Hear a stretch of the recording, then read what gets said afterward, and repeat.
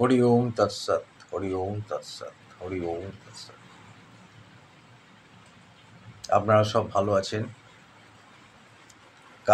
গতকাল একটা মজার ঘটনা ঘটেছে। আজকে বৃহস্পতিবার, ভিডিও করছি 20 তারিখ ফেব্রুয়ারির। এটা ঘটেছে আপনার 19 তারিখে, গতকাল বুধবারে। তো বুধবারে আমি শিয়ালদার দিকে গেছিলাম একটা কাজে। ঘাট ধরে আমাকে ঈশ্বর নিয়ে গেলেন আদ্যাপীঠে। সন্তোষ মিত্র স্কোয়ার লাগোয়া আদ্যাপীঠ মন্দির আছে এখানে।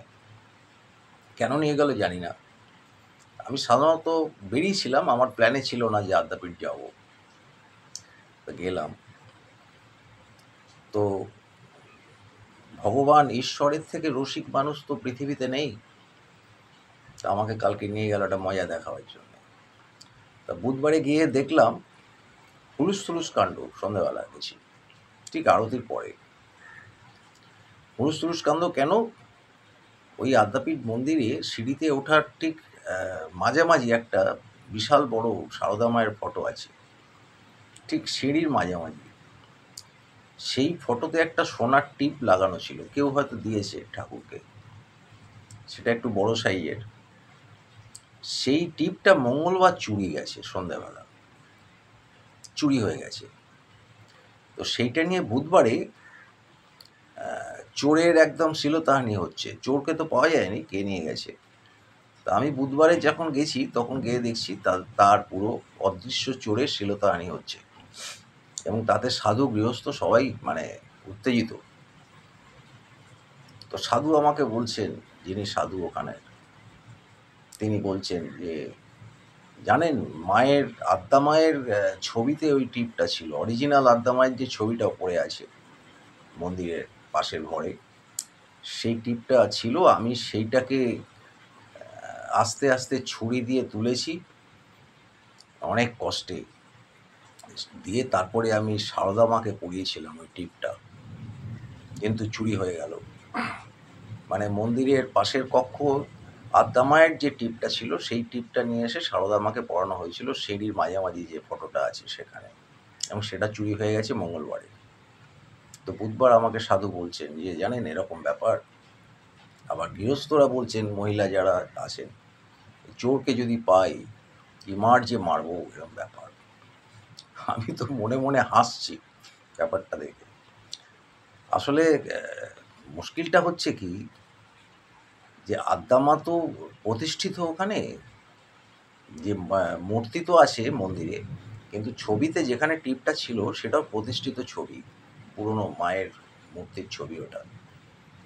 তো ওটা প্রতিষ্ঠিত যেহেতু, ওই ছবি থেকে টিপটাকে তুলতে গেলে ছবিটাকে নিষ্ক্রিয় করতে হয়। এবার ছবিটা তো প্রতিষ্ঠিত বিগ্রহ থেকে আপনি ওই ছুরি দিয়ে চেঁচে চেঁচে টিপ তুলছেন কপাল থেকে, এটা হয় না। সেই ছবিকে নিষ্ক্রিয় করতে হয়। নিষ্ক্রিয় করে সেটাকে শুধুমাত্র ছবি করে সেখান থেকে তুলতে হয়। এবার সাধু তো চেঁচে চেঁচে টিপ তুলেছে, মায়ের যে কপালের কী অবস্থা হয়েছে সেটা মা জানে, আর আমি তো বুঝতে পারছি। এবার সেই টিপটা সারদা মাকে পরানো হচ্ছিল। হ্যাঁ, এবার সেটা তো চোরে নিয়ে চুরি করে চলে গেছে। আচ্ছা, মা যদি এখন চোরকে দেয় টিপ, যে তুই নিয়ে যা, তোর ছেলেপুলে খেতে পারছে না, তো সেখানে তো চোরকে ধরা যাবে না। মুশকিলটা হয়ে গেছে এইটা। আর মায়ের কাছে তো চোরও যা সাধুও সমান, কারণ একই সংসার থেকেই তো সব আসছে। আর মা কিন্তু চোরের মায়ের বুকেও দুধ দেয়। চোর যখন জন্মায় তখন তার মায়ের বুকেও দুধ আসে, আবার সাধুর মায়ের বুকেও দুধ আসে। তো মায়ের কাছে চোরও যা সাধুও তাই, একই। তো মায়ের কৃপাতেই সে চোর হয়েছে, আর এই কৃপাতে সাধু হয়েছে। মুশকিলটা এইটা। এবার সাধু ছুরি দিয়ে টিপ তুলছে মায়ের কপাল চেঁচে।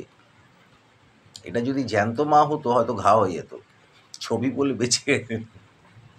আবার এদিকে সারদা মায়ের টিপটা চুরি হয়ে গেছে। হ্যাঁ, সারদা মা দিয়ে দিয়েছে। এবার মুশকিল এইটা। তো সারদা মা যে কথা বলেছিল আমরা তো মনে রাখিনি। সারদা মা বলেছিলেন যে ঠাকুরের ছবিতে ঠাকুর থাকেন, সারদা মায়ের ছবিতে সারদা মা আছেন। তা সারদা মা যেখানে ছবিতে আছেন, সেই ছবি থেকে টিপ তুলে নিয়ে যাবে চোরের বাবার সাধ্য নেই এটা। যদি সারদা মা না দেন, এই বোধটা সাধুরও নেই, গৃহস্থেরও নেই। মুশকিল হয়ে গেছে এইটা। মানে তখন ওই সারদা মায়ের ওই কথাটা ভুলে গেছে, বাণীটা, যে ছবিতে আমরা আছি। তা ছবিতে যদি সারদা মা থাকেন আর চোর যদি নিয়ে থাকে, তাহলে সারদা মাই তো দিয়েছেন না। চোর নিয়ে গেছে, বিশাল ব্যাপার। চুরি হয়েছে, ব্যাপারটা দেয়া হয়নি। আচ্ছা, গৃহস্থ যদি কাউকে কোনো জিনিস দেয়, সেটা কি চুরি হওয়া?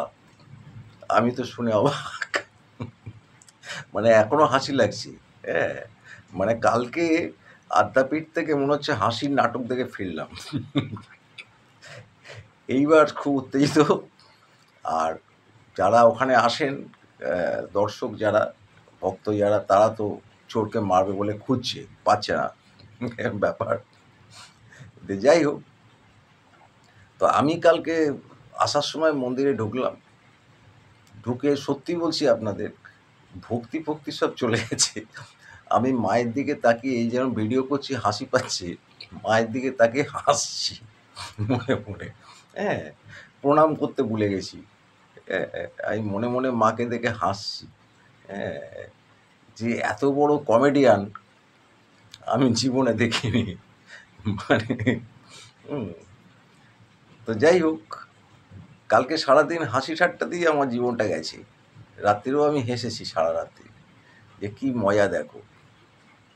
আমরা ভক্তদের বলি সারদা মা এই বলেছে, ঠাকুর এই বলেছে, কিন্তু আসল সময় সারদা মার কথা আমরা ভুলে যাই। হ্যাঁ, মানে আবার বলছি, ছবিতে যদি সারদা মা থাকেন, তাহলে চুরি হলো কোথায়? গৃহস্থর অজ্ঞাতে নিলে চুরি, তো গৃহস্থই তো দিয়েছে তাকে। তো সারদা মা তো ছবিতেই আছেন, আর চোর নিয়েছে, চোর কোথায়? সারদা মা তাকে দিয়েছেন। আমায় যদি আপনার বাড়ি থেকে আপনি একটা জিনিস দেন, এটা কি চুরি হলো?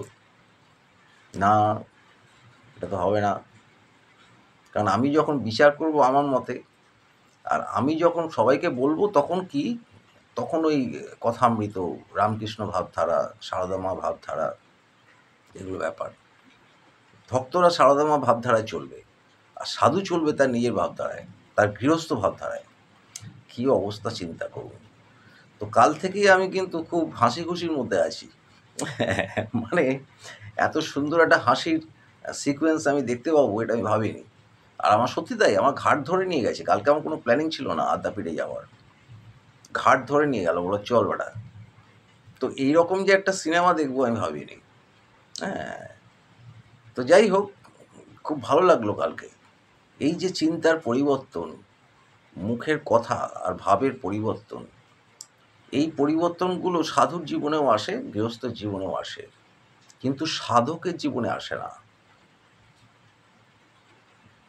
আমি জানি না আমি কতদূর গেছি আধ্যাত্মিক শক্তিতে, কিন্তু যখন বিচার করি তখন বুঝতে পারি যে এই ঈশ্বরের উপলব্ধিটা, এবং তার সঙ্গে যখন মেলাই, সত্যি বলছি হাসি পায় যে আলটিমেট ব্যাপারটা কী হচ্ছে।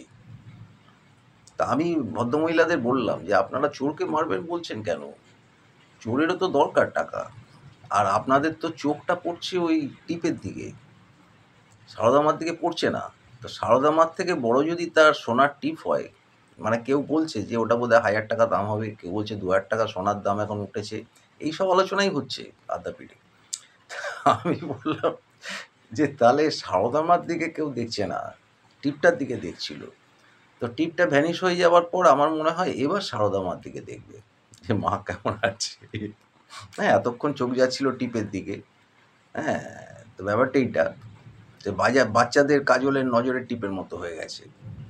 তো সারদা মা বলছে, তুই আমায় দেখছিস না বাবা, টিপের দিকে দেখছিস, টিপটাই যা। তো ঈশ্বর তো মুক্ত হন চোরের হাতে, তাই হলো। ভালো থাকবেন, খুব মজায় আছি আপনাদের, সেই জন্য বললাম। সবাই ভালো থাকবেন।